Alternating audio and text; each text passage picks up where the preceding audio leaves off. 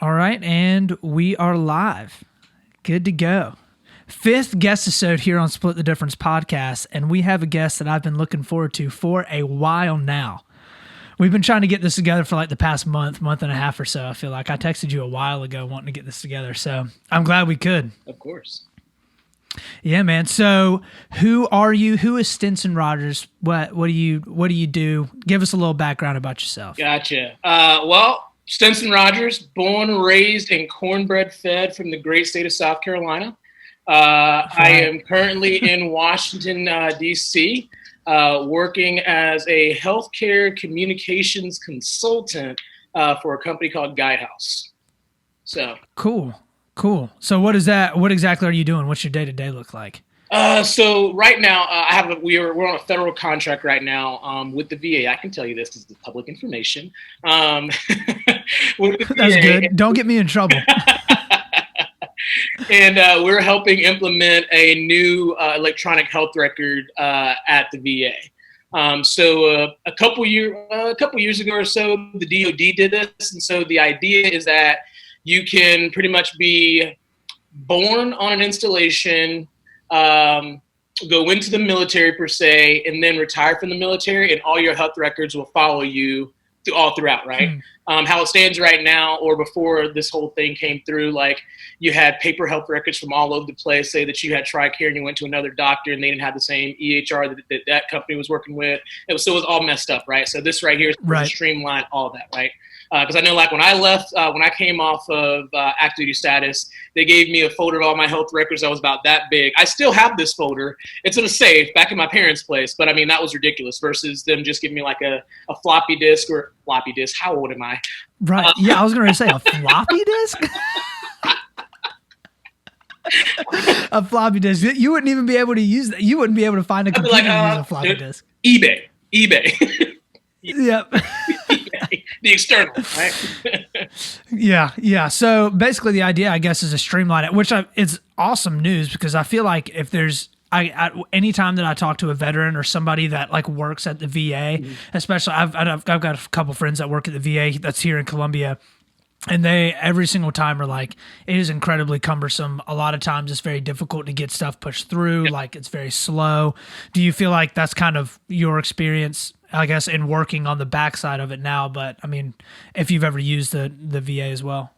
I will say that there are a lot of concerns at the VA that we hope to be addressed soon. Gotcha. Good. Because I mean, at the end of the day, though, it's like, one of the most important things I feel like that you can provide people that are no longer active duty, people that are coming back from deployments, or even people that are veterans that have been, off of active duty for a very, very long time, like providing them quality healthcare should seem like the number one priority. Oh yeah. Of course.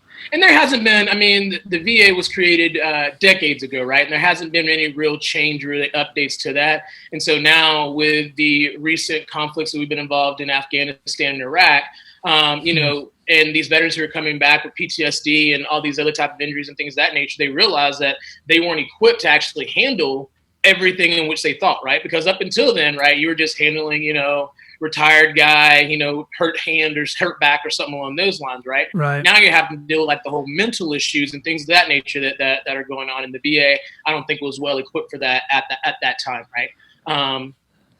It's a work in progress. Yeah. They're always making strides, in a lot of things because it is the VA, it is the government. A lot of the things that the VA would like to implement and would like to do and would like to streamline have to come from Congress, right? Right. Yeah. It's got to come downstream. Yeah. And big government always makes things so much more efficient, right? Yeah, I tell you, Gotta love it. So you mentioned earlier, that, you were active duty or that you were in the military before. What exactly were you doing? What did that look like? I know you were in before you and I met, which I guess was like 6 or 7 years ago. That was a long time ago. You're aging us, man. We met last year. Right. We're still young bucks. So what all did you do in the military, I guess, prior to when I would have met you in Columbia? Gotcha. So I joined right out of high school. I joined as a military police officer.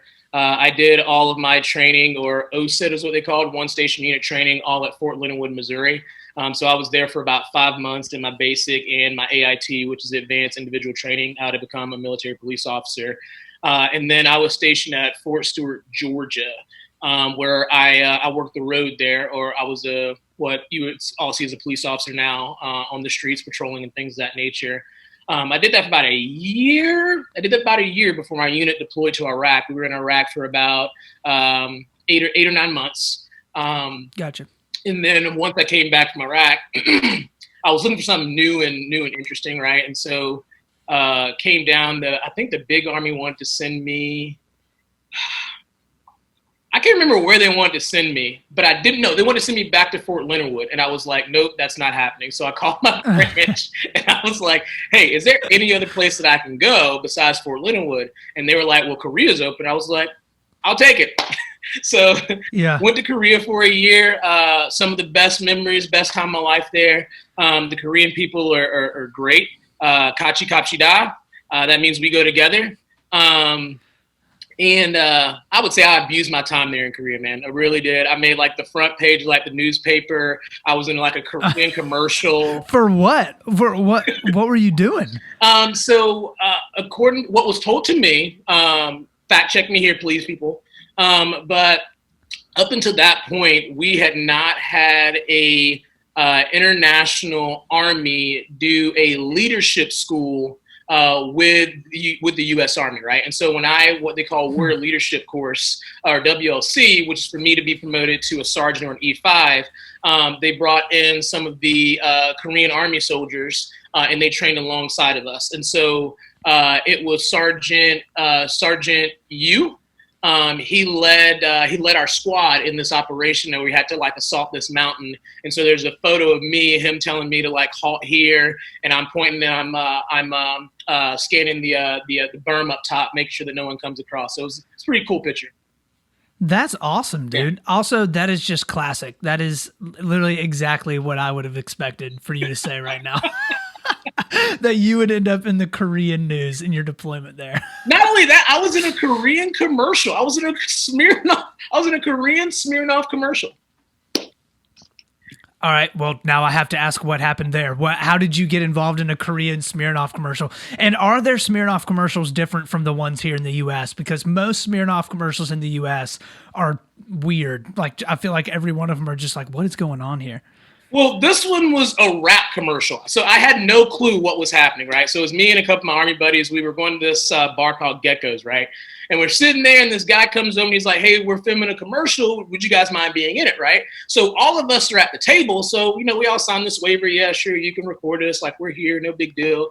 Didn't think anything of it, right? So I go about my business. I PCS. I come back to the United States, and like the day I land, I get all these messages on like Facebook, because we didn't have Instagram then. Our Instagram was just starting on Facebook. Yo, you're on YouTube. I'm like, I'm on YouTube for what? Like, you're in this commercial. I'm like, what are you talking about? Send me the link. And they send me this link, and it is a Smirnoff Korea commercial, and it's a rap commercial. There's this guy who's rapping in Korean, and then it's like 2 seconds of my face, and I'm laughing, and I'm like, oh, that's me. Oh.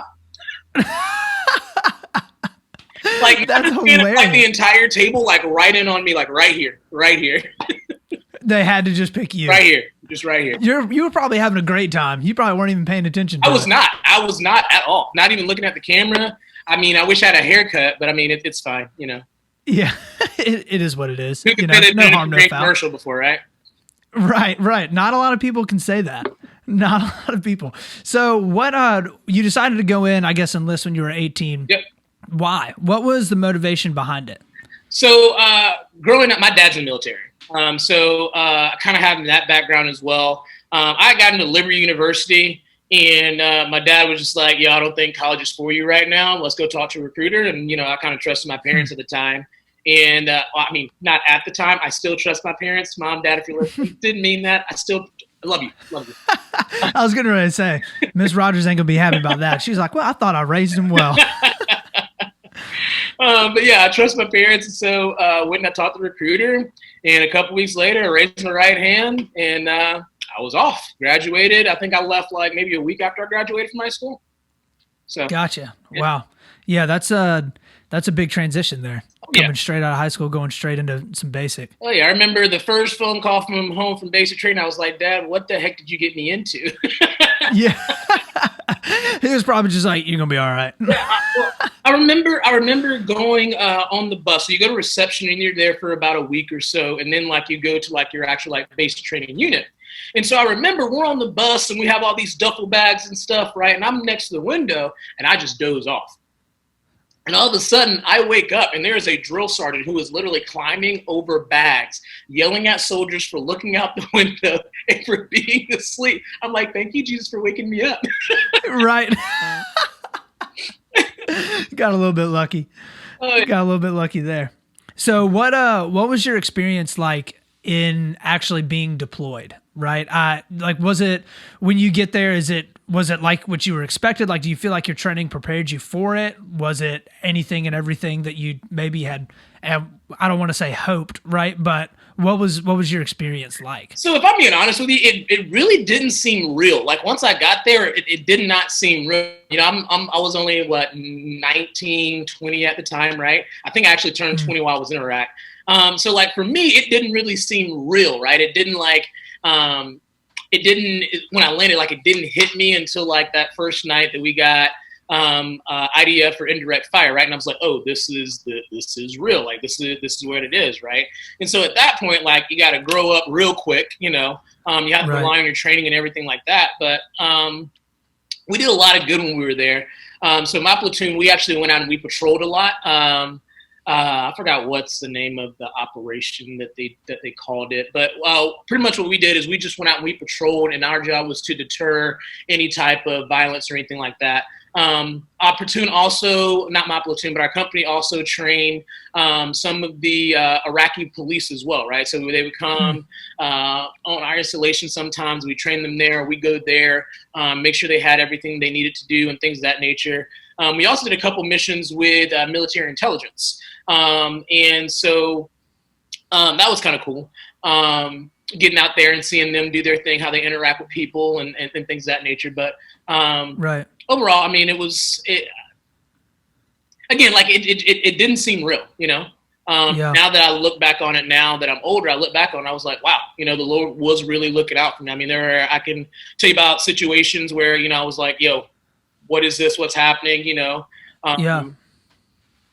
You're taking a shower, all of a sudden you get IDF, you don't know where it's coming from, you're just running for the bunker, or you're out and about and all of a sudden you hear gunfire and you're just like, where that's coming from, you can't really see anything, and you just kind of keep your head down and keep going, you know? So so when you're in a situation like that where you have some type of indirect fire coming in, or it's in an incredibly like high pressure situation, does your brain just like turn off and you just start going, or do you feel like you're thinking with a lot of clarity and you're just kind of running around, like your training kicks in and you just start doing what you need to do? For me, if I'm being honest, I kind of black out and like my training just kind of like kicks in. So in one instance, we had just got some indirect fire, and we had to mount up, right? And so I had to put my DBE cam on top of my truck because we drove a Cayman, which is a big old truck thing. And so our DBE, it allows us to see at night, so like infrared. So if there's anything moving or anything like that, we can see. So I'm mounting it, and I remember I looked up, and I know it was higher than this, but it looked like if I had stood up, like this thing could have like knocked my helmet off or something along those lines, right? And so as I look up, I see this, and I see it hit the DFAC, which is about, I'd say about 100, 200 meters away from us, right? And so the concussion kind of knocks me down. I roll off the truck, right? And I remember Aiden, he yells at me. It sounded like he said, get under the truck was what I heard, right? And I was like, get under the truck? What? He's like, no, get in the truck. I'm making it G-rated what he said. But he right. He told me to get in the truck, and like as soon as I got in the truck, you know, I just hopped up on the gun and I was ready to roll, you know. Stuff like that. Like your training, just like you know. It's like I felt wild second, and then immediately, you know. And I didn't really realize what had actually happened until after you come down off that high and like you analyze everything, you know. All that adrenaline kind of comes down, wears off a little bit. Did you, or do you feel like? I'm sorry, what'd you say? I said it's different for each soldier as well, right? So like some people do Right. that, some people, I mean, it's just like instinct, like doesn't even like the freeze or anything like that. They just automatically just go into it, you know. So yeah. Huh. So did you, or do you feel like a lot of the people that maybe you were with actually come back and struggle a lot with PTSD? Do you feel like that's something that's incredibly prevalent? Because I feel like you hear about it as a civilian. Mm-hmm. You hear about a lot of soldiers coming back and struggling with PTSD, but I think in some ways PTSD as a civilian is almost kind of like this ethereal thing, right? Like it's difficult to understand and kind of grasp. And I'd kind of want to know, I guess, what was your experience like? I guess if you didn't have it, like maybe even people that you were with, that you were close with, that maybe had or struggled with what PTSD looked like. So, and if there's anything about that that's not, you don't want to talk about, that's totally fine as well. I got you. As far as like my unit, I can't think of anyone that I know of, or who told me that they had PTSD, if that makes any sense. Right. You know, PTSD is a very thing. It's something that you have to admit, right? You can hold it, right. Like, so it's called like that's what they call like the silent killer, right? Because you don't know unless someone tells you, right? Because you could be struggling with it and not even know that you're actually struggling with it, right? And so for the longest time, there was like this mentality, like in the military, of being strong, right? So like during like Vietnam and World War I and World War II, they called it shell shock, right? And so you were seen as weak if you came and you needed to seek mental health or something along those lines. Going down a rabbit hole here, but bear with me. No, it's fine. Go ahead. It's a long format show. You got all the time in the world. And so, you know, now like the military is starting to, they're starting to realize that, right? That it's not a weakness thing. Like they've stopped the whole, like you're weak. Now they encourage you to go seek that help, right? So like when we got back, we actually had to talk to a psychiatrist or a shrink. I don't like that word. Yeah.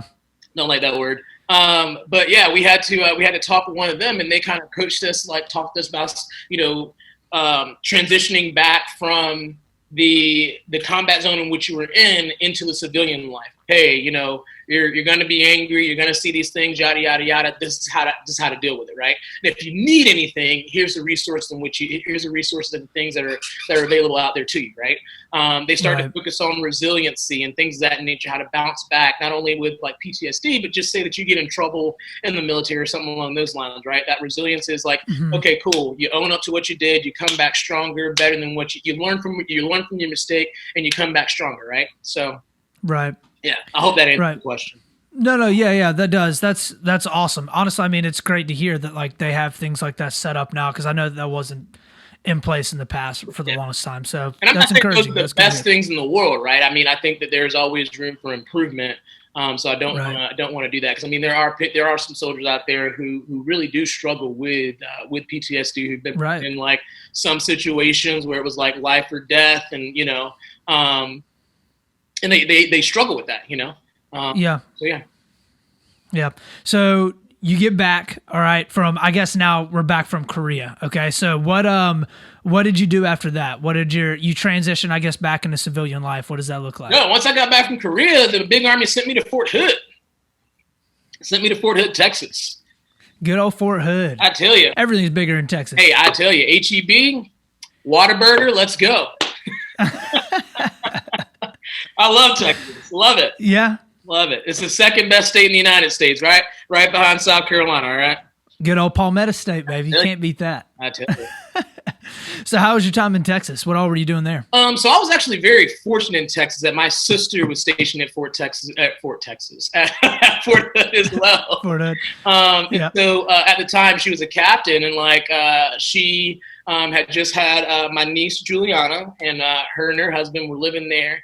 And so I was actually able to like live with her, so I didn't have to live in the barracks, which was really, really nice. I mean, coming home every day, and she would cook and everything like that. So that was really nice. So, but Fort Hill was really good. I mean, I would say that was probably, as far as like the unit and leadership wise, probably the best leadership that I had like in the military. Made me second guess kind of coming off active duty. I had a platoon sergeant, Ashley McDougal.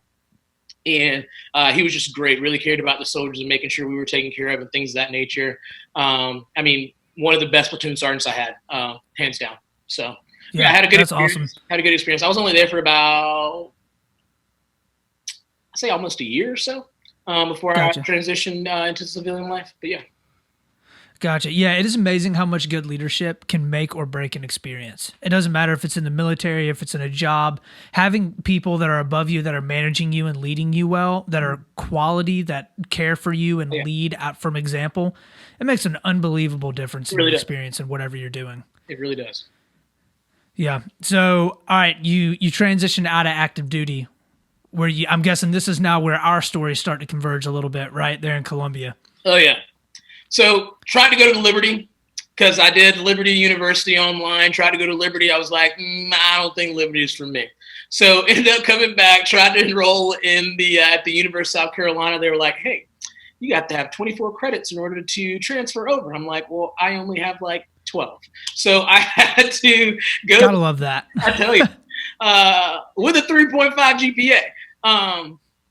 Had to go to Midlands Tech for, I was there for a semester or so, and had to take some classes, some business class and things of that nature they wanted me to have in order to transfer over. Did that, and I enrolled at the University of South Carolina, and this is when our lives Boom, converge. Yeah. Go Gamecocks. I tell Bringing you. people together since 1801. Cool. So, you were business, right? Were you a business major or were you poli-sci? Yeah. So I started off as poli-sci. I did. I started Okay. I couldn't remember. And I remember I took one poli-sci class, and I was like, no, No, this is not what I want to do. not what I want to do. It was, I mean, don't get me wrong. Like it was Poly 101. I learned like some really cool stuff, right? Some theories that I still see to this day, like the principal agent theory and all these other type of theories, how I kind of see them still working like today, like in like my daily life and at work and things of that nature. But I was just like, no. Yeah. No. Not what you want to do. Not what I want. Yeah. I mean, I was on that business school too. Good old Darla Moore Business School. Darling. I appreciate my education. Looking back on that for sure. I really do.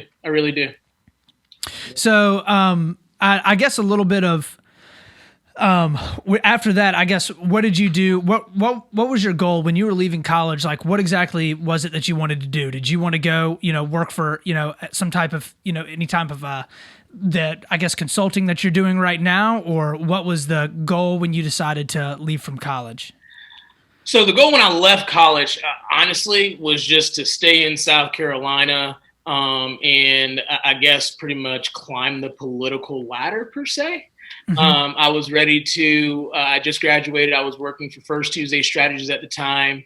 And what is that? What's it's a political consulting company in Columbia.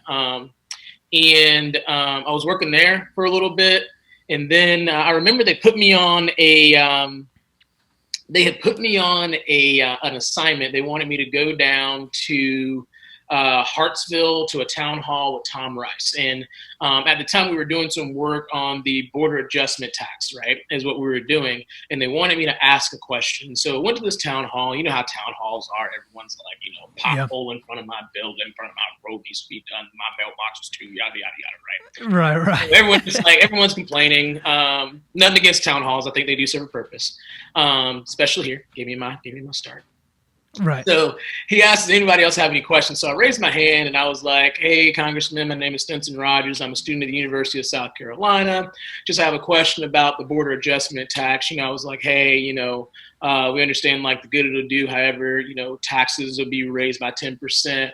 And as a cause of that, price and things of that nature are going to rise. Like, how do you see that affecting like the great state of South Carolina, right? And he was just like flabbergasted that someone asked him a question, because he's a big tax guy, that someone asked him like a tax question, right?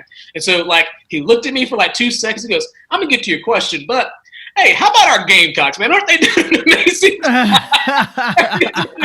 Standard politician. Aren't they doing an amazing job? And then he comes back and he goes, listen, I understand. I read the reports. He goes, I don't like it, but it's needed. And he went to explain as to why it's needed, yada, yada, yada. And I was like, all right, cool.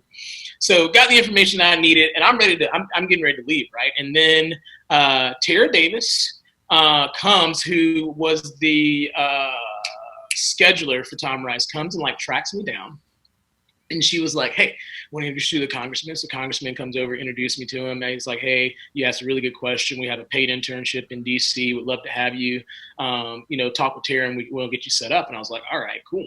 So right. I left. Right.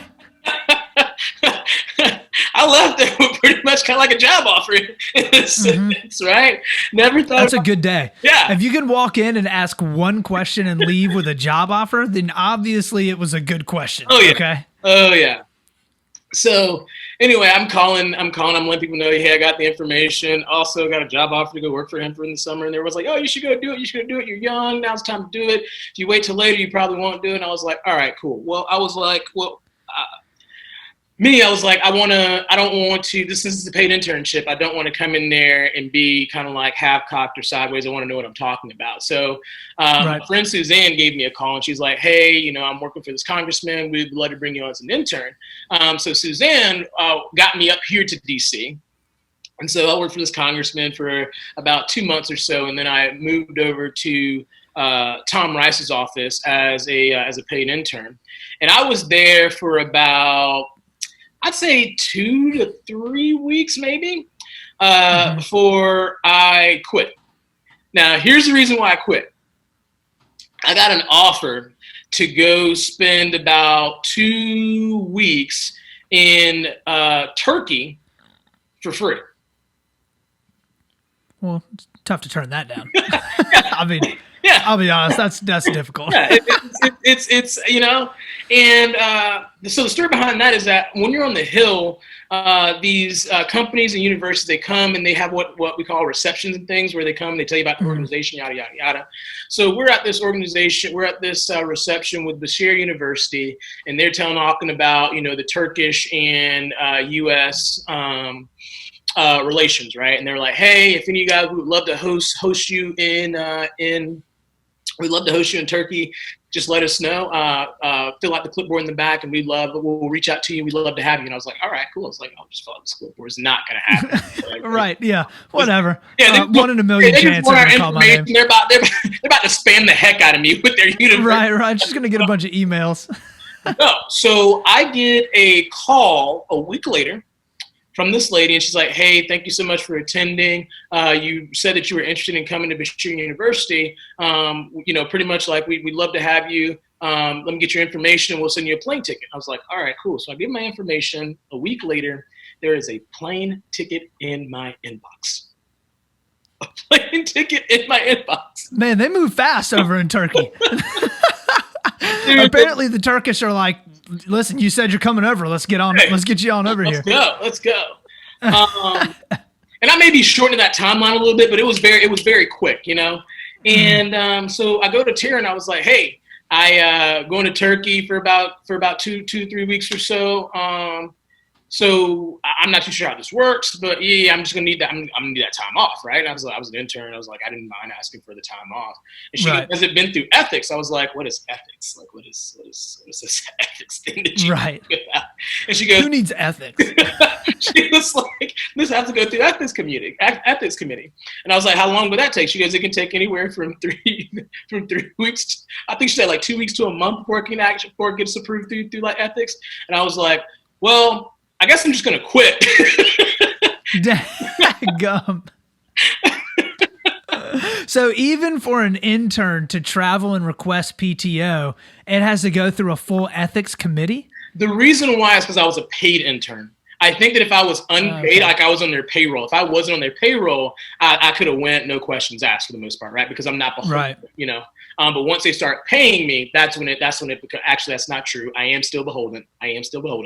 Right. But once you're paid, there's a different type of system that kind of like kicks in. Gotcha. So you decided to just quit your job, which could have been an incredibly promising internship, so that you could go to Turkey for 2 weeks. Yes. Well, how was Turkey, I guess? Well, hang on here. That better have been a hell of a trip. I was interviewing at the time as well for full-time employment elsewhere, right? And so I had interviewed with Senator Scott's office a couple weeks before. And so I went, after I quit, I took a week. This is Tom Scott out of South Carolina? Tim Scott out of South Carolina. Yeah. Or Tim Scott. I'm sorry. I don't know why I said Tom Scott. Tim Scott. Because I said Tom Rice earlier. I get it. No biggie. It's all up here. So I go home for a week. This is during the lunar eclipse thing. Remember where it went dark in the middle of the day? Yeah. Everybody was freaking out. Yeah. Good times. So Suzanne and I, we're in South Carolina. I get a phone call and they offer me the job. They offer me the staff assistant position. I'm like, oh, this is awesome. Like, I'm going to like Senator Scott's like event down here in Charleston, and they just offered me the job. Right. So I got a job offer and got to meet the senator all on the same day at his event, which was like really, really cool. And this is all after I quit my job with Tom Rice. Right. And then I went to Turkey. That's a good month. I'm not gonna lie. That's a solid month. Yes, it was really good. And so go to Turkey, and it was a pretty good experience, right? They rolled out the red carpet for us. I mean, put us up at a really nice hotel, paid for everything. I think I spent $10 total the entire like 2 weeks I was there, and that was at the bazaar, buying gifts to like bring back and stuff. But it was really cool. I learned a lot about not so much like U.S.-Turkish relationships, more about the Syrian refugee crisis that was going on over there. At the time, I think they were housing about 3.5 million Syrian refugees, or what they like to call their friends. Right. They're Syrian friends is what they call them. And I got to talk with some of the Syrians who were there, especially like the parents. And one of their concerns, for the most part, was that they were afraid that, their children going up wouldn't have their identity as being Syrian, right? Because they speak in Syria, they speak Arabic. In Turkey, they speak Turkish. So in order for kids to go to school, they had to learn the language. And so because they were learning the language and not learning Arabic, the parents kind of felt as if they were kind of like losing their identity. They're growing up as Turkish, not as Syrian, right? And they all just kind of like want to go back to like their country. But of course, it was unsafe at the time, right? Yeah. I was also able to go to Gaziantep, which is that's about a mile and a half or so, I want to say, from the Syrian border, like from the border of Syria. They have a camp that was there, and so I was actually able to go there and see the camp that was there. And the camp was actually kind of nice for it being like a refugee camp per se, right? Like when we think of like refugee camps, we think of like war-torn buildings and things of that nature. No, they had turned kind of like when I was in Iraq, we had what we call chews. They had turned like these 18-wheeler like combat trailer things into like living into livable buildings, right? So these people had like a bathroom, they had a kitchen, they had a living room. Like y'all living better than some people in America. Like, right. Had their own grocery store, their own school. It was a really nice, like a really, really nice community that was there. I understand, not taking away from like the trauma and everything that they went through. But yeah, like what the Turkish people had done for them was really good. And I don't know if they like dressed that up just because they knew we were coming or what not. But from what I saw, it was really, really nice. But yeah, so it was good. That's interesting. It makes me honestly think a lot about, I think, maybe America's response to some of the problems that we have at our southern border right now with people wanting to come up. And obviously there are so many other different nuances to that. But with some of the conditions that you see in pictures, it's pretty heartbreaking, and I wish that there was a little bit more of this, idea of let's welcome people in as much as we possibly can if they need it. Right. And those people from Syria desperately needed it. So it's great. It's honestly encouraging to hear that Turkey was willing to do that, open up their doors. Oh, yeah. But so Tim Scott, what were you doing for Tim Scott exactly? So Girl Senator Tim Scott, he's a smart dude. Hey, firecracker. Yeah, firecracker. So I started off as a staff assistant in the front office, doing all the day-to-day stuff, and then I was a staff assistant for about 6 to 8 months or so. And then I was promoted to LC, or legislative correspondent, where I helped on his health, education, labor, and family issues portfolio, as well as aging. And that was kind of cool. So I would respond back to letters. I would take meetings and things of that nature. And I honestly would say that working for Senator Scott was one of the best experiences that I had being a South Carolinian, because I was able to work with South Carolinians. I was able to hear the problems and the issues and the concerns of South Carolinians, and actually try to resolve those things, right? Right. Especially with it being healthcare, a lot of times all my other LCs, they'll tell you this all. So a lot of times, like, you get a letter and it would talk about, how they are, struggling with such and such, right? Instead of me sending like a letter to them or a form letter, I'd pick up the phone, I'd call. Be like, hey, I got a letter here. I just want to, first of all, I'm sorry that you're going through this. This is where we are. The senator is aware of this, yada, yada, yada, but give it like that personal touch, right? Because when it comes to healthcare is very, very personal. It is. It can be a sensitive topic at the same time, right? Fell in love with healthcare. Who would have thought? Me, military, business student. Who would have thought that healthcare would have been my jam? And like, I just kind of like taken off like that right there, just kind of like launched me into like this career in healthcare.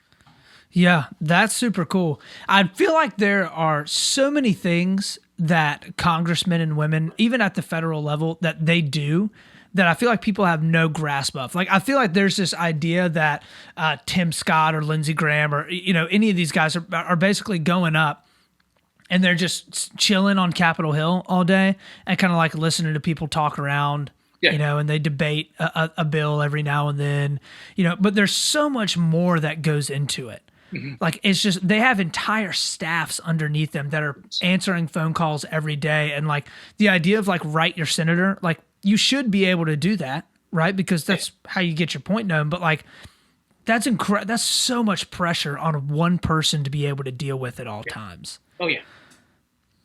I really cannot imagine the amount of pressure there. How do you think that Tim Scott, I guess, dealt with a lot of that? Do you felt like he, I guess, legitimately did care and listen to, a lot of the, I think, things that were coming through that y'all were hearing? Oh yeah, multiple times he would be like, where does South Carolina stand? What are we hearing from our constituents? Yada yada yada.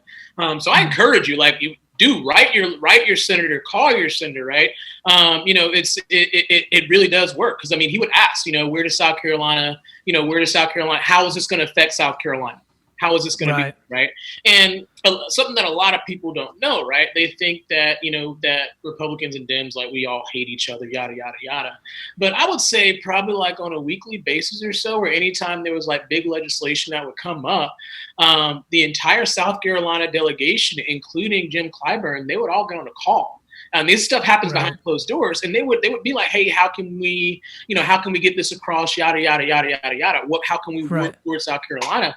And I think that alone in itself, right, with Jim Clyburn being as powerful and senior as he is within the Democratic Party, kind of put South Carolina on the map. I mean, you think about it, like, we've had South Carolina's always had heavy hitters. I mean, Trey Gowdy, Tim Scott, Lindsey Graham.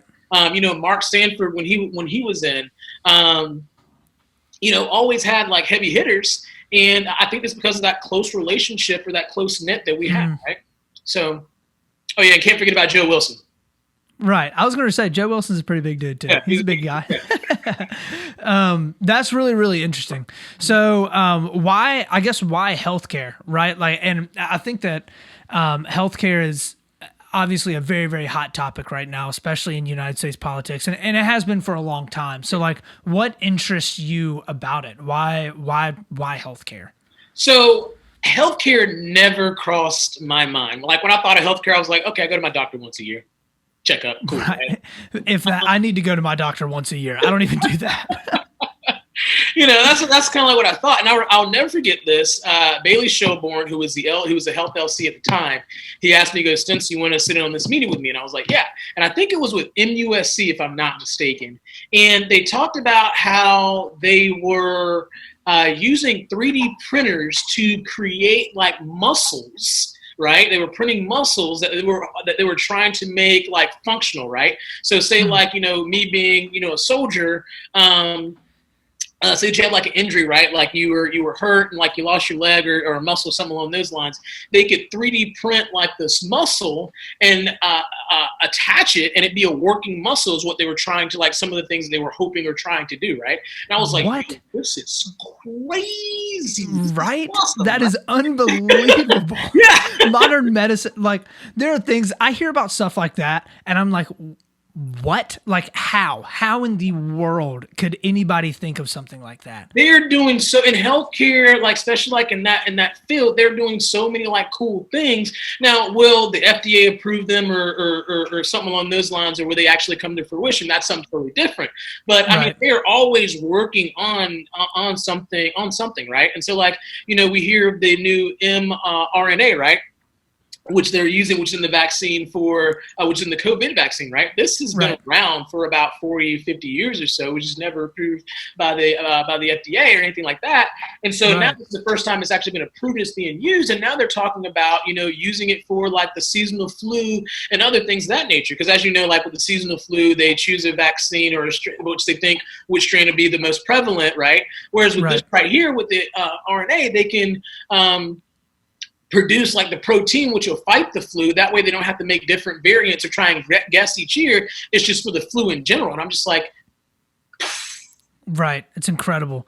Immunology and virology. And I mean, the amount of stuff that's happening in the healthcare field, every single day they're discovering new things. They're putting more money, more research into stuff. And I mean, it goes to show that like there are a lot of people out there that are much smarter than I am. My philosophy being here in DC is that every person knows something that you don't. So every person I meet, I try and pick their brain and learn from them. Like, what do you know that I don't know? And if we ain't got time, let me get a business card and we can talk later. Right.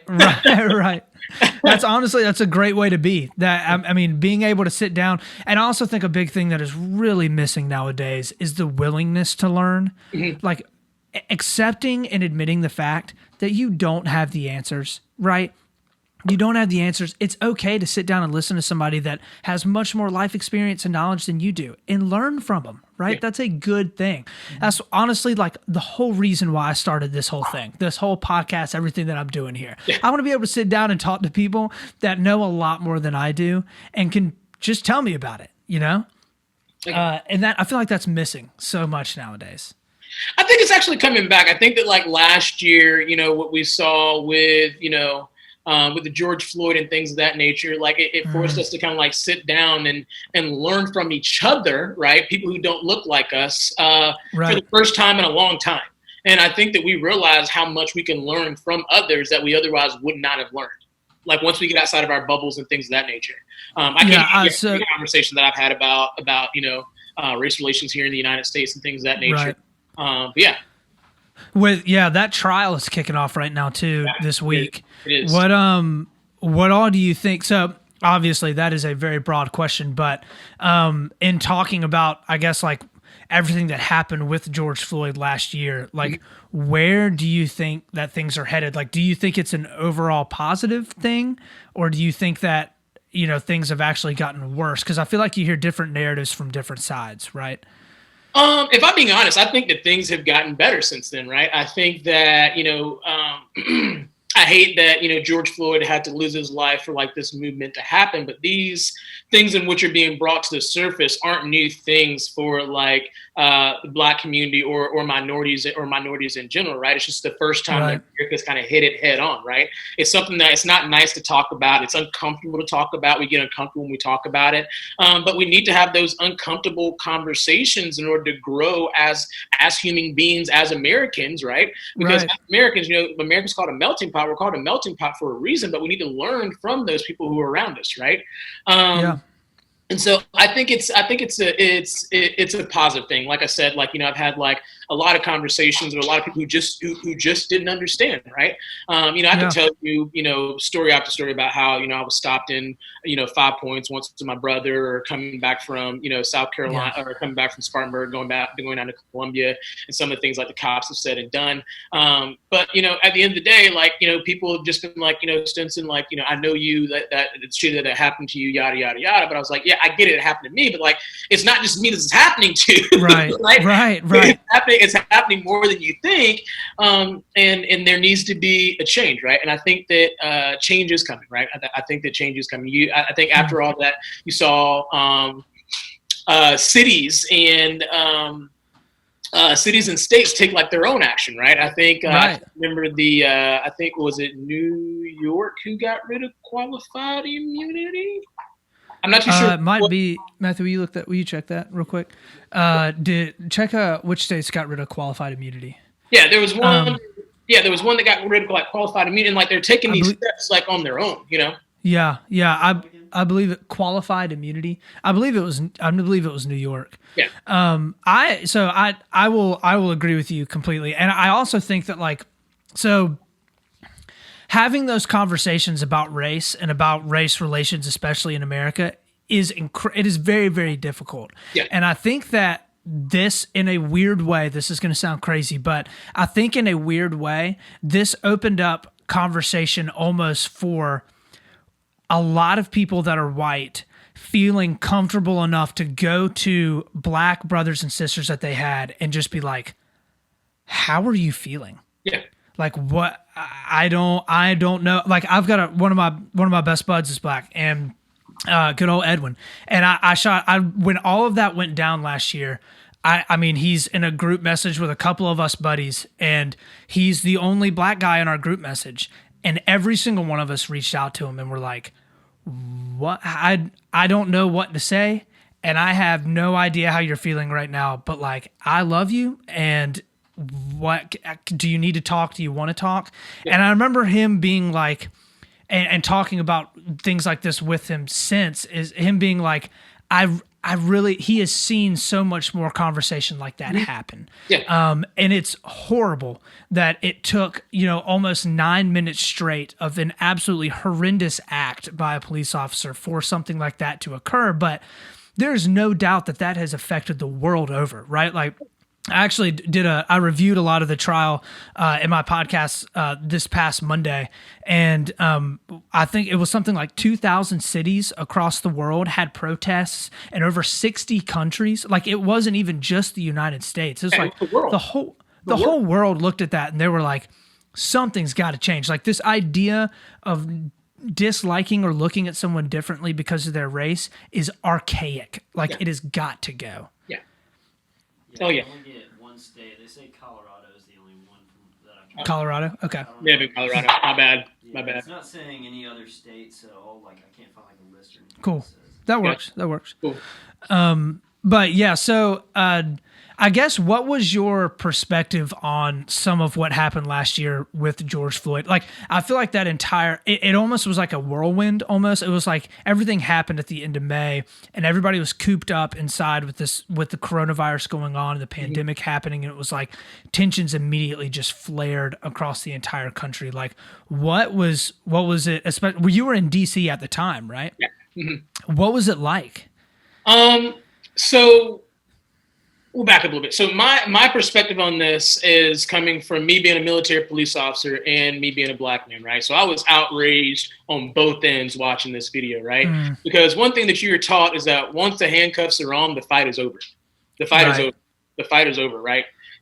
You have control at that point, right? You've taken away their most dangerous, because that's the thing. Like, that's why when a police officer is like in a situation that could become dangerous, they always say, "Let me see your hands. Let me see your hands," because your hands are what are your most dangerous to a police officer. Is the most dangerous thing, right? You can grab, swing, yada yada yada. So like once you're in handcuffs, the fight is over. We're taught that, right? You can get in trouble. Like at that point, like you're responsible for everything that happens to that individual. Once they are put in handcuffs, right? They fall and hit their face. You're responsible, right? You were in care. You were in there. You were caring for that person. And so seeing that, and then not even knowing that there were like 3 other cops that were on top of his body at the same time, right? I was just outraged, right? And then, as a black man, I was outraged as well. I'm just like, hey, like this is happening way too much and far too long here in America, right? And so, like, I had a lot of emotions and things that like I really couldn't get out. And so, the first couple of days in DC, it did get kind of rowdy, but on like the 3rd or 4th day, I went out and I marched, right? I marched in the streets. alongside a couple of my other friends.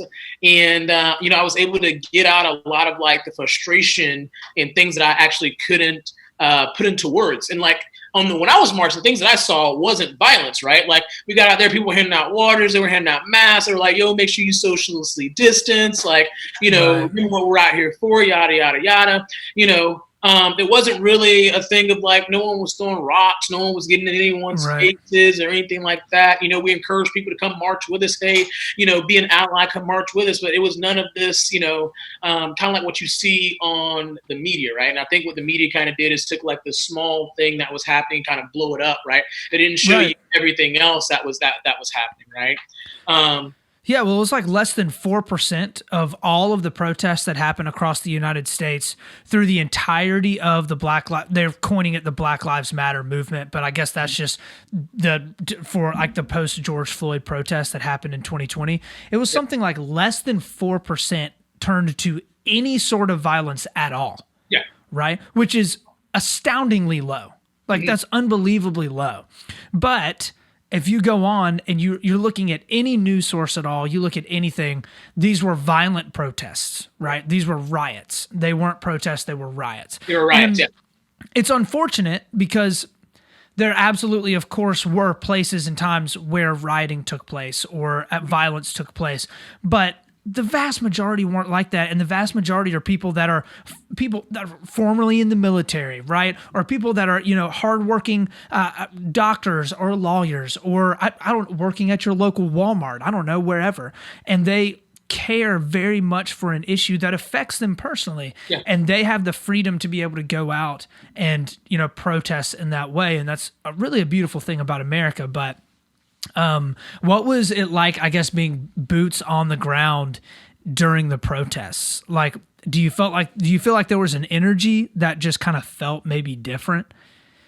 Yeah, actually, like I said, like I was able to, it was kind of weird in a sense, right? Because like I said, like I had all this built up emotion, being angry and being on like this emotional roller coaster. And there were things that like I couldn't necessarily like put into words, right? And so me just getting out there and being amongst like, my brothers and sisters and allies, right? And we're marching to protest this, to bring awareness to. You still there? I think so. Yeah. I think I still got you.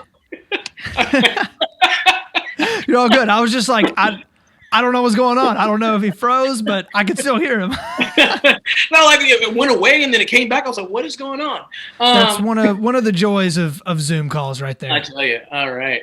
But yeah, we were to be on the ground and with the allies, my brothers and sisters and allies, and actually see and get those things like I couldn't put into words out, right? And it was an amazing energy that was there, right? It wasn't like it wasn't a weird energy or like like what are we doing here? Like everyone knew like why we were there, and we were there like not to cause like any like disruption or anything like that. Like we were doing this to bring awareness to this issue, right? And history has shown that, unfortunately, the only time in history where America actually listens to, the Black community is when we riot and march, right? I mean, you look at like the 60s and things of that nature, like the only time that America has actually listened is when that happens. You look at, Rodney King, Martin Luther King. That's like when the big changes actually happen, and it's unfortunate that someone, when it comes to like the Black community, that someone has to lose their life and the world actually sees it for anyone to actually bring about change.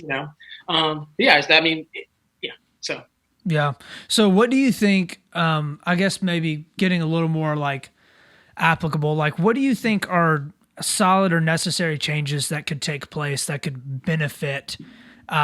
Or maybe stop things like the George Floyd killing from happening again? The first thing that pops in my head is, just like more training, like more diversity training and things of that nature, right? Like, so like, I know it's different when you go through the police academy versus like the MP school and things of that nature, right? And so I think there needs to be more emphasis on like that diversity training and things of that nature, right? Like you should know the people that you're policing, right? Not necessarily that, Right. that people who are policing should look like their community or something along those lines, but like you should be out there like in the community, right? And I think the DC here in DC, they do a good job at that of having their police force necessarily kind of like look like their community and doing like their diversity training and things of that nature. So I think DC does a very, very good job with that. And I think the DC Metro Police has a very good relationship with the neighborhoods within DC, right? So I think it comes down to that, just the training. I could go into like, the pros and cons of getting rid of like qualified immunity, getting rid of chokeholds and no knock warrants and all this other type of stuff. But at the end of the day, it just comes down to being aware of the people that you interact with, right? Like, and not having like this negative perception, of a certain person or something along those lines, right? Now you see, based upon especially the color of their skin. It's ridiculous. Now we see the rise in hate crimes against Asians, right? I watched a video the other day of this man kicked this 65-year-old lady. I think she was on her way to church, right? And no one did a thing about it. I had a friend here who posted on, who was telling me that, she had a scary situation on the subway the other day, right? Where this man kept following her on the thing. She had to kick him down, and then she yelled for help and no one came, right? And it's those things, right? Like, we need to get outside and have friends and talk to people who don't look like us to learn about us, to learn about that, right? Because at the end of the day, obviously I'm black, you're white, Austin, but guess what? We both put our pants on the same way, one leg at a time. Right. That's right. And if you put your pants on with two legs at a time, I really don't know. Maybe I can't talk to you and be friends with you. We can't be friends. We can't be friends.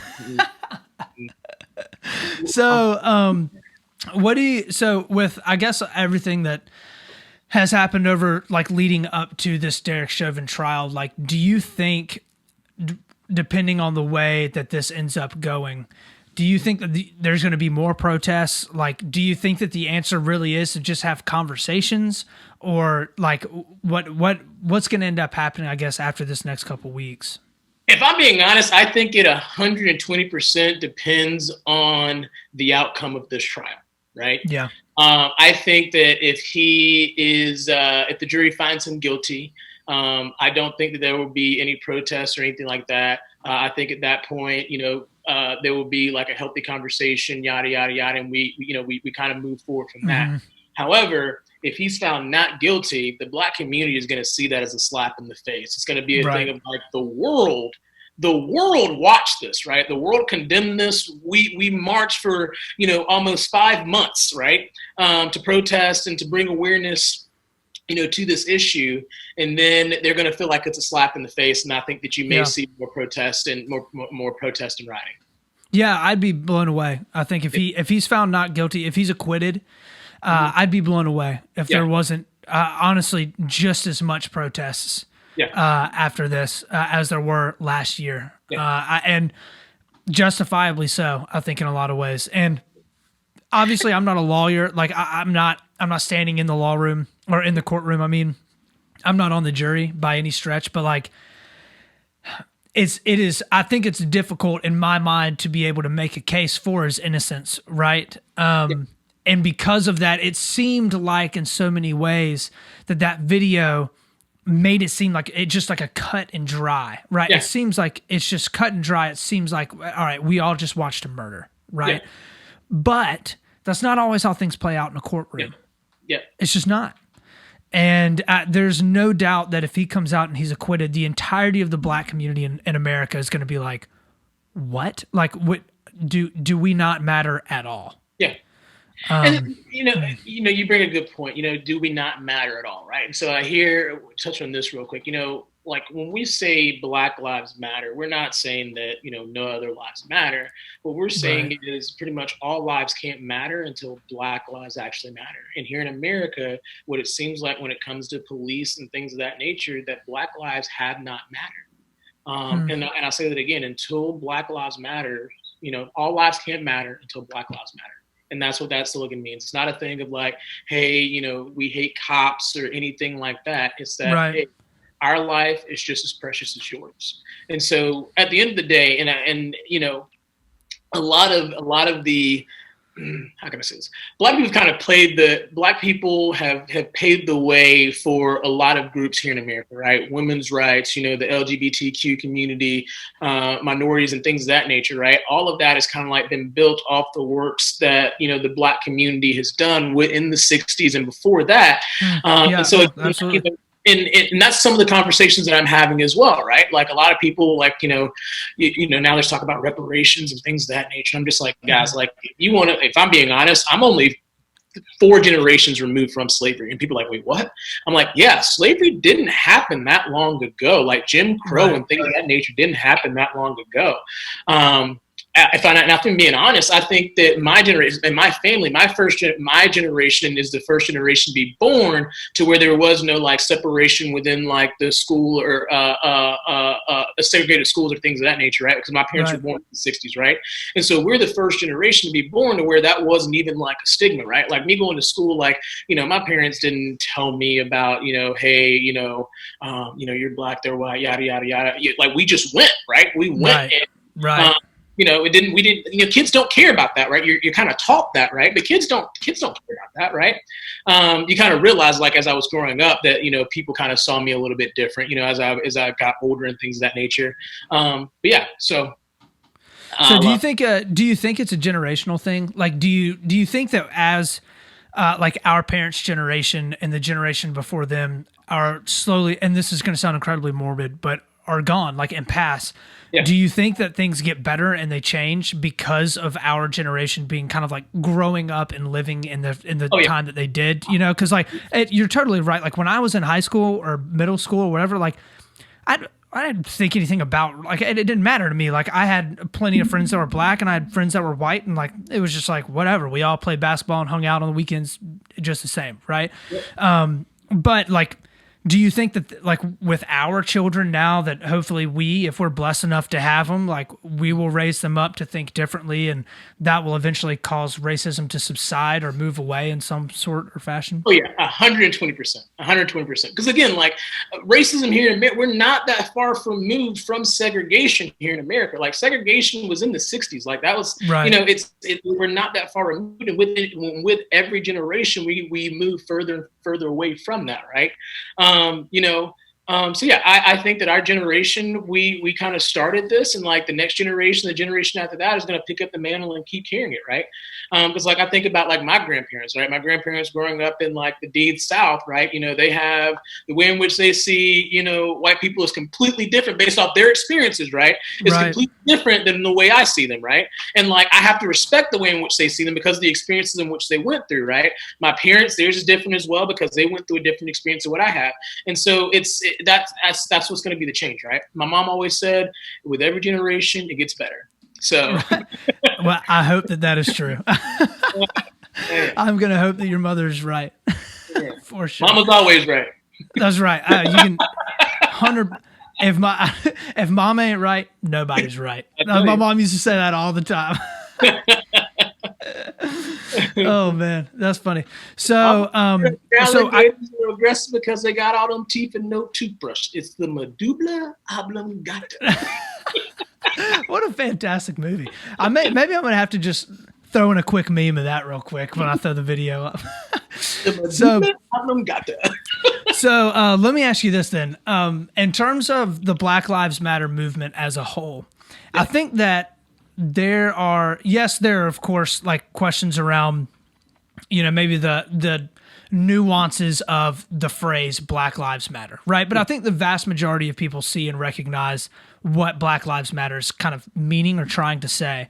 Yeah. However, I do think that there is a large portion, especially within the leadership of Black Lives Matter, that are pushing an ideology and pushing an agenda that is in some ways kind of anti-American. It's very deconstruction, right? Like we kind of want to tear down the foundations of America at its core in order to be able to provide and like force equity, right? Mm-hmm. Yeah. As opposed to equality, right? Mm-hmm.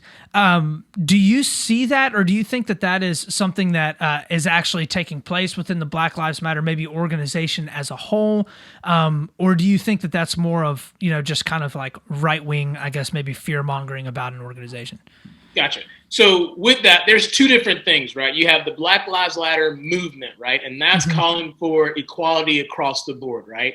And then you have the Black Lives Matter organization, which is pushing this anti-American agenda, which I don't agree with, right? I don't agree with that agenda at all, right? To rip up the foundation, like you were saying, like the foundation and redo it, yada yada yada. No, that's at that point you just turn off almost every single American, right? Right. However, the movement itself, that's what I was referring to, the movement, not the organization. Yeah. I looking at the organization, I do see that. Like I read like their demands after, all this went down. I was like, what? Like this has nothing to do with what this movement has been going about, right? Like the majority, in my opinion, I think the majority of people who marched, after the George, to protest, weren't in 100% agreement with the agenda and the demands in which the organization asked for, right? And I mean, I can go on and on about the organization, but I don't think I have enough time for that. But. I will say, so in terms of the movement as a whole, Black Lives Matter movement, I'm like, all for, right? Like, I think this is fantastic. Like the ideas and the wanting to, the fact that saying the phrase Black Lives Matter can cause a controversy is absolutely unbelievable to me at this point in time. But I will say, like, there are a lot of things within the organization that give me a lot of worry. And I think a lot of it kind of ties into very heavily, like this whole push and this ideology around critical race theory. And kind of breaking out and in a lot of ways almost like differentiating people based upon their race, right, in order to be able to redistribute wealth in whatever way that you want to, or redistribute equity in whatever way that you would deem as fit as the government. And that to me in a lot of ways is kind of scary. And I think there's a huge portion of the right that looks at the Black Lives Matter organization and they just associate it with the movement, right? Yeah. They're just like that. What the organization is spouting off right now is exactly what the movement stands for. And as a result, I can't get behind it at all. I get that.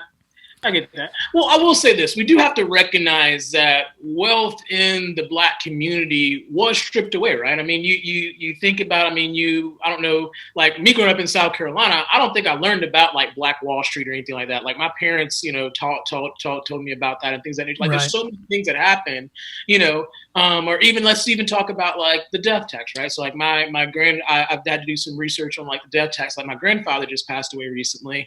And so like it was a thing of like, did like the history on it, right? And like when it was implemented, the reason why it was implemented was to kind of like take this land away from Black owners, right? So it's a thing of say that your assets equal about $100,000, and let's just say that the rate on it is 20%, right? So you got to come up with $20,000.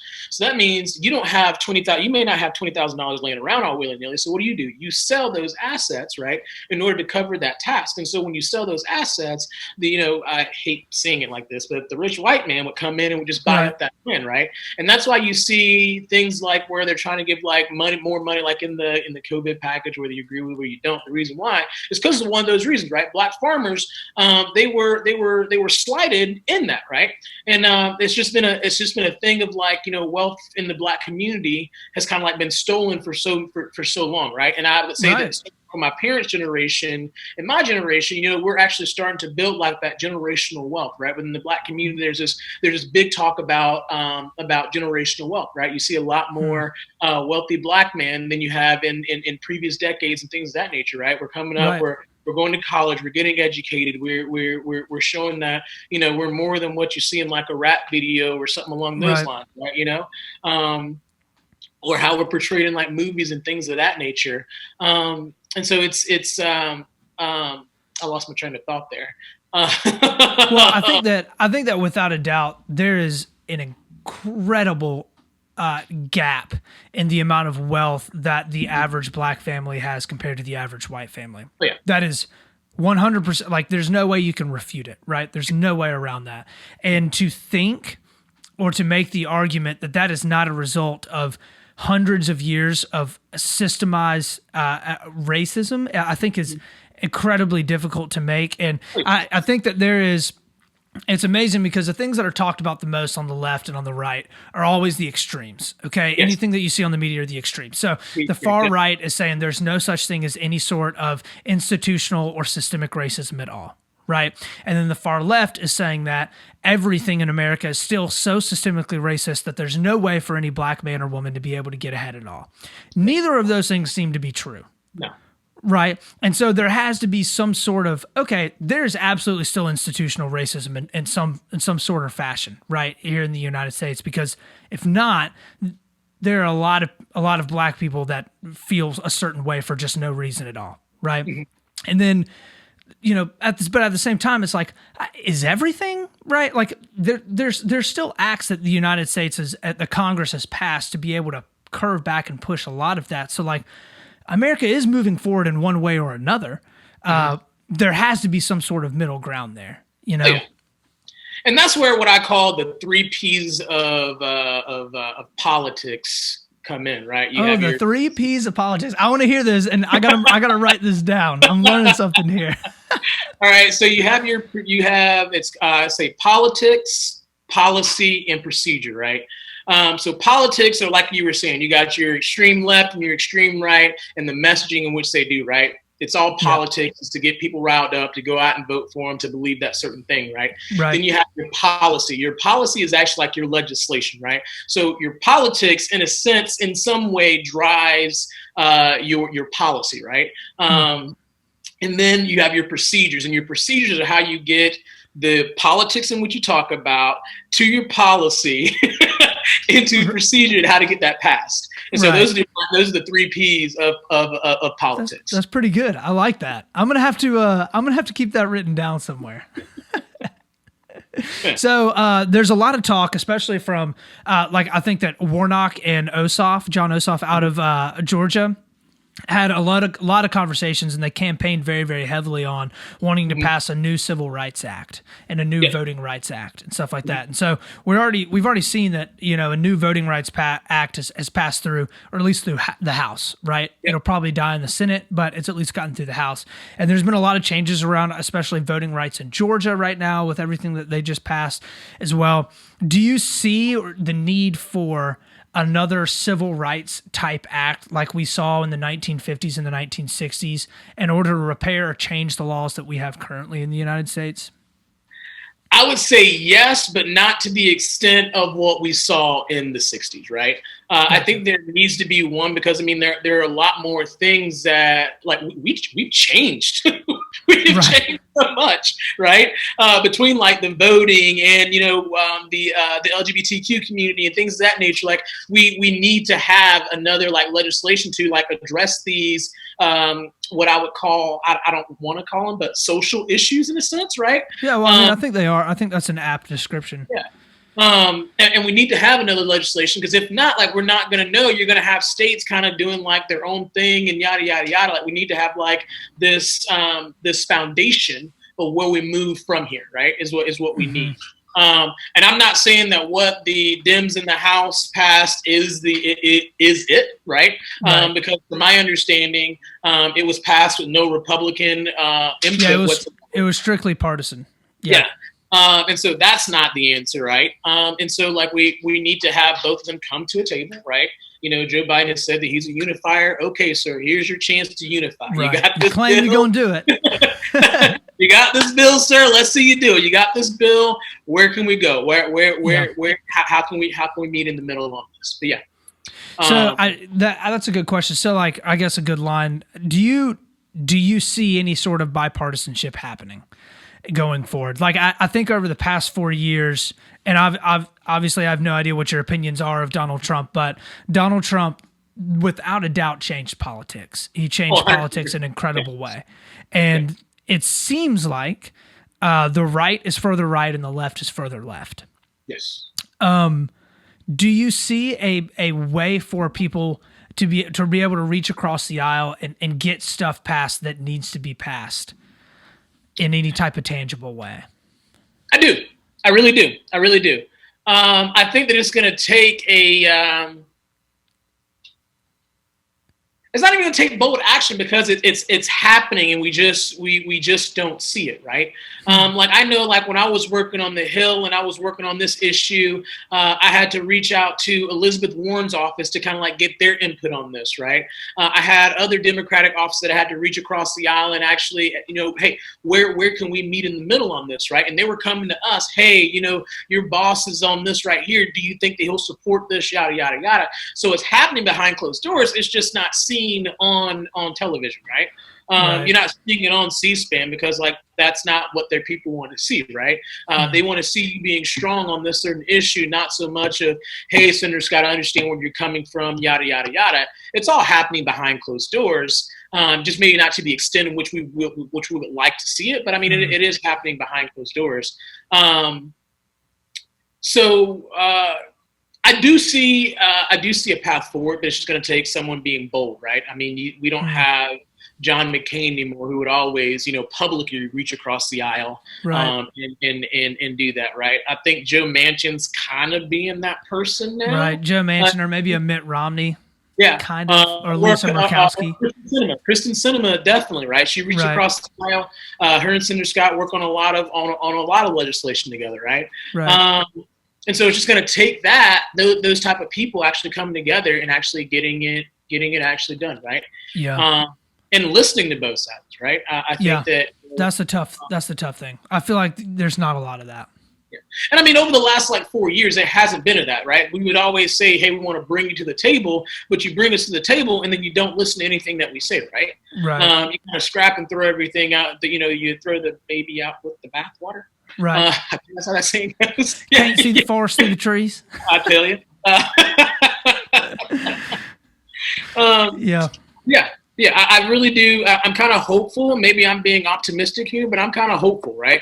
I think that it's the political climate here in D.C. Underneath Trump over 4 years was very high, right? Your entire day could be changed with however many characters on Twitter, right? One tweet could dictate your entire day, right? And I think that here in D.C., after Trump was out of office, kind of took a breath of fresh air, even though a lot of people won't admit it, right? But it was like a breath of fresh air that their entire day isn't dictated over a tweet or something along those lines, right? They can actually create strategy and actually stick to, yada, yada, yada, versus having to pivot, hey, I have this going on. Oh, wait, Trump said this. We need to put a statement out, so I have to pivot to this, right? Right. It's a lot more concise and controlled, I would say. Yeah. Well, it's not nearly as sporadic, right? I think that Trump is known, and I mean, he talks about a lot, he calls it a negotiating strategy of his, right? Mm-hmm. Or, a business strategy where he is constantly changing and moving positions in order to kind of throw off his opponent or throw off people that he would maybe view as his opponent, right? But that, of course, is going to destroy any strategy that anybody underneath you has, right? Yeah. And so you would see like a Kayleigh McEnany or a Sean Spicer whenever he was when he was saying it in the front of everybody, the press secretary. I mean, they would say something and then within 10 minutes, Trump would tweet the exact opposite. And everybody's like, what are you talking about? And they're like, Kind of like with Nikki Haley, native South Carolinian, when Trump she had come out and said something, and then Trump said she's mistaken, and her response was, or she's confused, and her response was, with all due respect, I don't get confused. And I was like, yes, ma'am. She did. She fired right back because she was the UN ambassador, I believe, if I remember correctly, and I wish I knew the exact topic that you're talking about because that was hilarious and it was all over news everywhere. He said she's confused and she said no. With all due respect, Mr. President, I don't get confused. I don't get confused. Nikki Haley's a bomb though.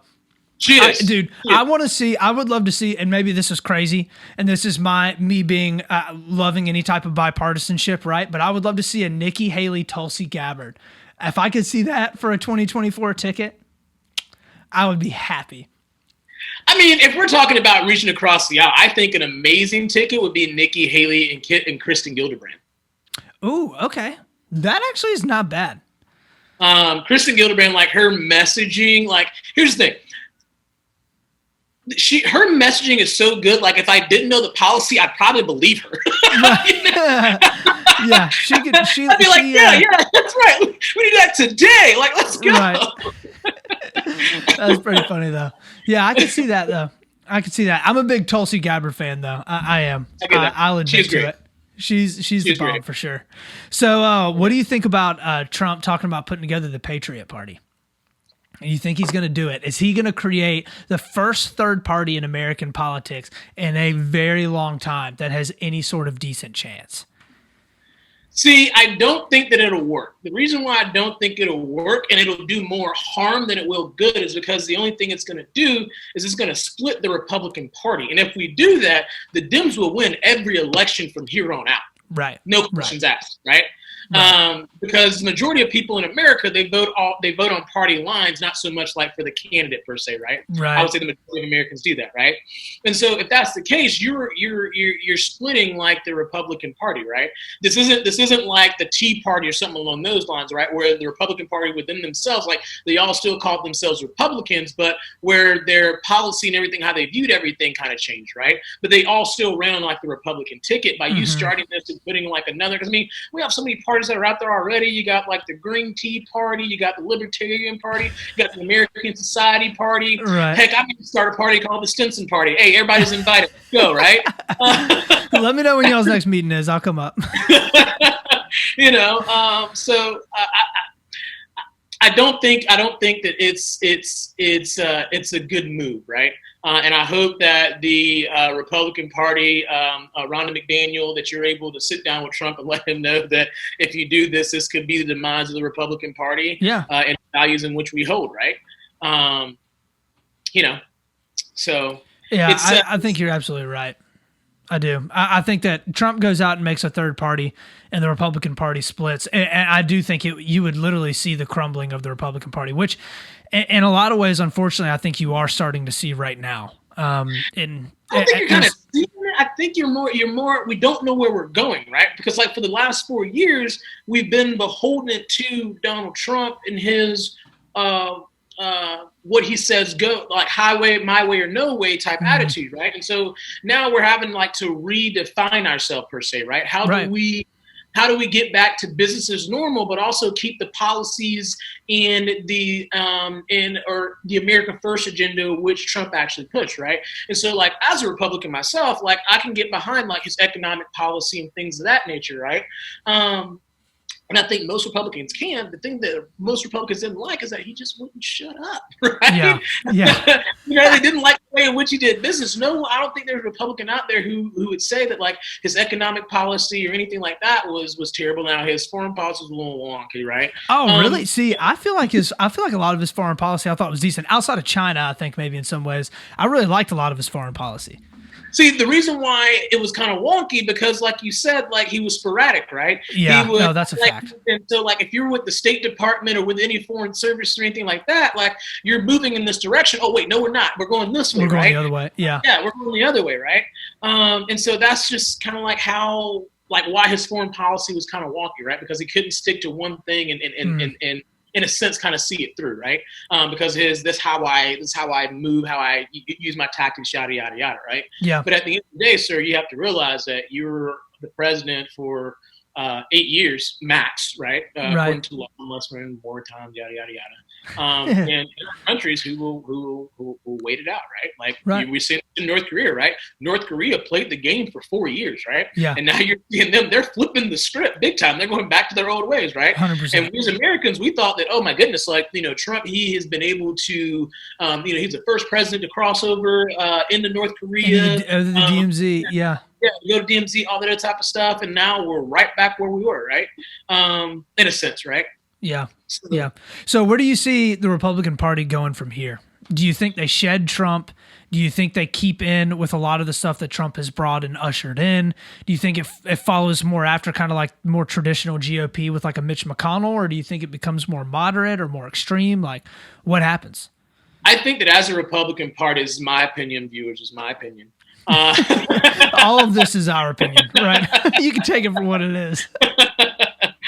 I think that the Republican Party is going to have to become more moderate, right? Because, and the thing that policy-wise, Donald Trump pushed the Republican Party and got them onto issues that we otherwise would have never even picked up, like criminal justice reform, right?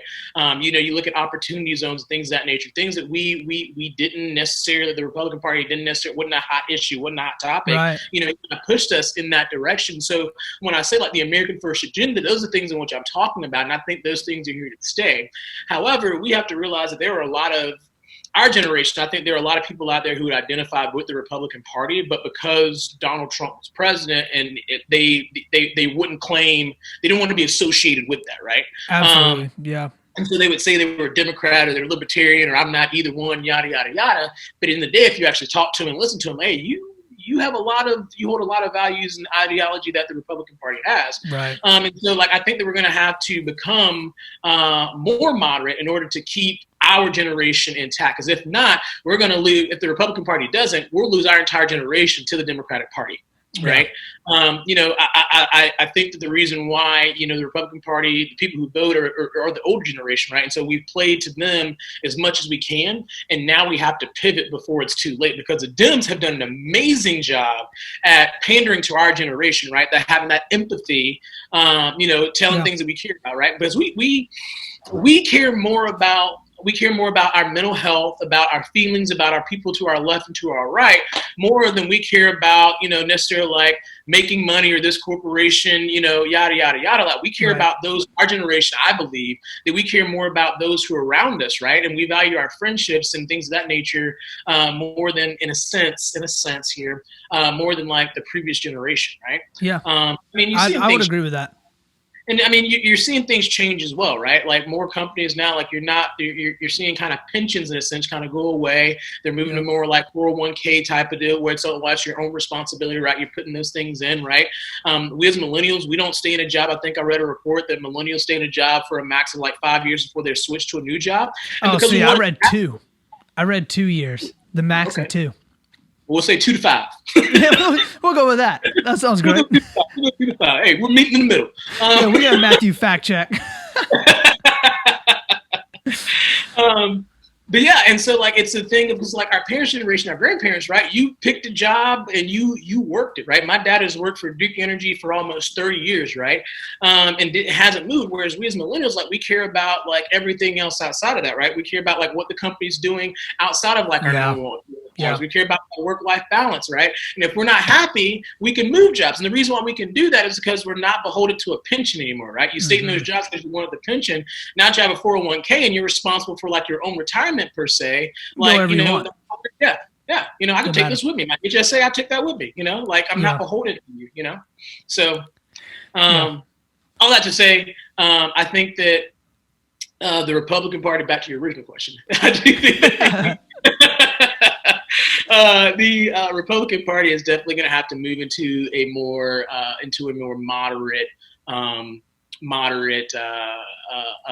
space, right? Because we have a lot of Republicans, a lot of millennials and Generation Z who are like, okay, I see where the Republican Party is coming from, and I see where the Democratic Party is coming from. I want to be right here. And so if the Republican Party can move close to here, we can pull them in. Yeah, I agree. I think that whichever party is able to push more towards the moderate lane in a better way is going to be the party that wins the vote of the millennials. Oh, yeah. It just is. The vast majority of the millennials and especially the Gen X, the generation right before us, and then Gen Z right behind us as well, the vast majority of them care very much for, equal rights among all people, whether you're black, white, or Asian, or whatever race you are, or whether you're LGBT or Q. Like you should be able to have the same rights and protections as everybody else. Vast majority of millennials kind of all line up on that, I guess maybe more democratic social side, but also the vast majority of millennials line up fiscally a bit more conservative. And if the Republican Party is able to recognize that and move towards that in a structured way with decent messaging, there's a gigantic chance of them swooping up a huge portion of the vote. But I don't see them being able to do that with Donald Trump. I think that as long as Donald Trump is associated with the Republican Party, you're still going to be associated with, election fraud. You're still going to be associated with, honestly, there's a lot of racism and a lot of white supremacy that's associated with Donald Trump as well. And we don't necessarily have to get on the rabbit hole of whether or not Donald Trump is racist, right? We don't necessarily have to do that, but there's no doubt that he's still associated with it. And, I don't see how the Republican Party gets the vast majority of Americans to vote again if Donald Trump is either on the ticket or associated with it. I would go further to say that it's going to be until the baby boomers are no longer in, right? Because, you think about all the baby boomers per se, who are in Congress now, or maybe even the generation before the baby boomers, right? They all have these, especially on the Republican side, have ties to racism and things of that nature, right? Anytime, when they talked about changing the name of Rayburn, because he was a white supremacist and things of that nature, right? Right. And their response is, he was a man of his time, yada yada yada. Well, in the words of Hamilton, right? We don't get to dictate how history tells our story, right? Right. We just hope that we're on the right side of history, right? And so now in today's society, we know that they were on the wrong side of history, right?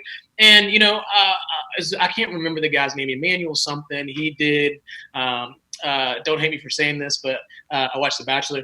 And in the tell-all, he had a really good comment. He said, yeah, I know who you're talking about. Yeah, he said, all history should be remembered, but not all history needs to be celebrated, right? And I completely agree with that statement. I think most Americans agree with that as well. And so going back to what I was saying, I think that it's going to take until the whole baby boomer generation kind of leaves Congress for us to become more moderate, right? Because we're beholden to these establishments. You think of Richard Shelby, Enzi, at a time, Strom Thurmond, these people who have a really Dick Durbin, who have a really, really strong hold on these parties, Dianne Feinstein, all these people. Right. I can just keep going, right? Who have these strongholds on the party because they're institutions at this point, right? I think that once you see in the next 10 years or so when they retire and things of that nature, and you see more millennials and more people our age start to run for office and get in office, you'll actually see the party become more moderate. Yeah. That may very well happen. I think his name is Emmanuel Acho. Gotcha. Yeah. Acho. That's his last name. He was a professional football player for a little bit. Yeah. I don't know a whole lot about him. I know he was a linebacker. Yeah. That's all I know. I hate that I had to use The Bachelor on here. I'm not the biggest fan of The Bachelor, but my wife watches it and I watch it with her sometimes. I have to admit. The season was terrible. It was not good. It was not great. There's no season that I've thought that was good, but this one was particularly bad. Austin, at least not to say when a woman or your wife says, "Hey, I'm falling for you. Thank you for sharing." Yeah, that's rough. Thank you for sharing. I appreciate you coming on as a contestant to our show. Oh, man. Well, listen, I think that's probably a great place to end it. We can go ahead and just wrap a bow on it right there with The Bachelor. I appreciate you so much being willing to come on and talk. This rose, sir. I will absolutely accept this rose. I appreciate it. Where can people find you on social media if you want to give that out? If you don't have to. On social media, it is all Stinson Rogers. You can find me on Facebook, Instagram, and Twitter. Cool. Awesome. Yeah. So at Stinson Rogers. Appreciate you so much for coming on. Honestly, we had some great conversation. I appreciate a lot of your insight into a wide variety of different things. I feel like I could have sat here and talked for another hour and a half. But maybe we can, maybe eventually we can have another coffee date at Immaculate Conception one of these days down the road. I'm about it. Sounds great, man. Well, I appreciate you coming on. We will go ahead and sign it off there. Gotcha. Thanks for having me. Yeah, absolutely, man. See you guys. Thank you for listening to Split the Difference podcast, written, recorded, and hosted by Austin Taylor. If you're interested in getting in touch with me on Instagram, you can find me at Split the Difference Podcast. I'm on Facebook and YouTube at Split the Difference and on my website at splitthedifference.com. Production for the intro and outro music done by Rosewood Records Recording Studio.